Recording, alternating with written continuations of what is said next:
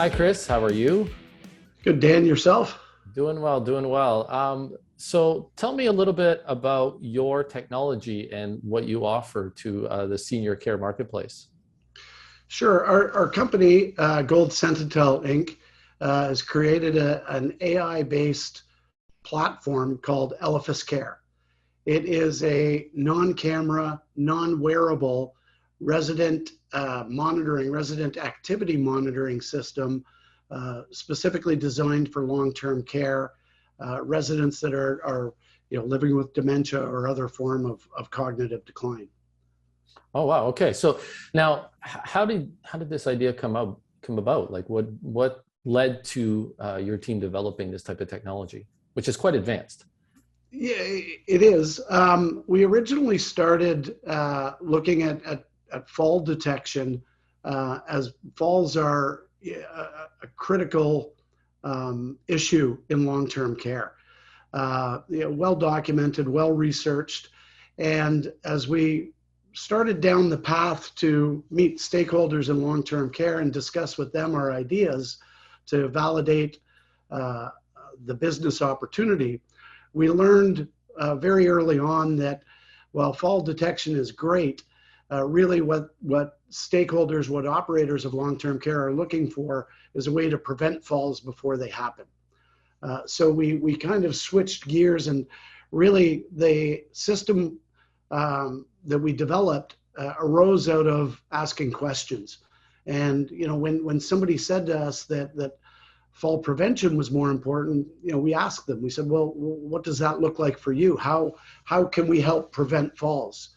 And uh, an early partner of ours that became our pilot site and later became our first customer said, well, there's two ways that they identified right off the bat to be able to prevent falls. One was detecting movement in bed for non-ambulatory residents with dementia and being able to alert the closest caregiver to that room. In long-term care, they don't restrain residents. They used to. It used to be that somebody with dementia that was non-ambulatory, because they've forgotten or they don't realize that they've lost the ability to walk, they'll still attempt to exit their bed. And that will result in a fall 100% of the time. Those residents used to be restrained, physically restrained using restraints to the bed. Uh, they realized that it caused more damage, both physically and mental trauma to the resident by restraining them than it did by not restraining them. However, you still need to be able to alert somebody that can get there fast enough for a positive intervention. So one way to prevent falls would be able to detect movement in bed that could indicate that resident was about to attempt a bed exit and let somebody know who was close enough to intervene.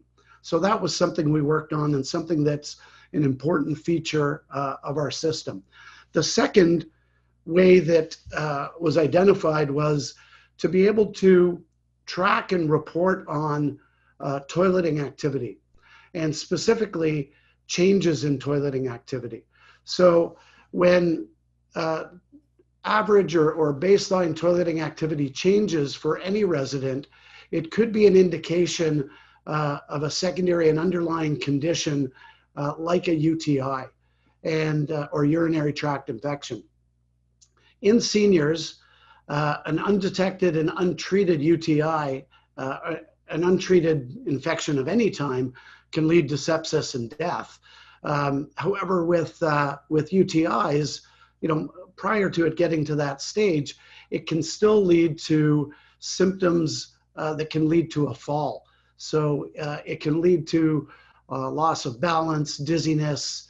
For any healthy individual, if we have a UTI, we recognize that there's some symptoms. We would go see our doctor or our GP, describe the symptoms. They would usually prescribe an antibiotic.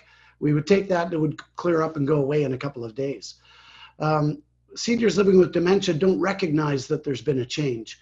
They don't necessarily recognize that there's discomfort. So if it's unobserved, if the change is unobserved, it can go undetected, and it can lead to a fall or a cascading effect of just undetected illness. So those two ways primarily were identified to us as being ways that through monitoring, through detection, we could help to prevent falls. So we built a system around more around detection of changes in activity, and allowing or helping a facility to be able to prevent falls rather than just detect falls. We do detect falls instantly and alert for it, but it really became the impetus for forming a clinical advisory group then to say, okay, let's really deep dive into the daily workflows of the clinicians and see what else we can do to help them with their care planning and assessments.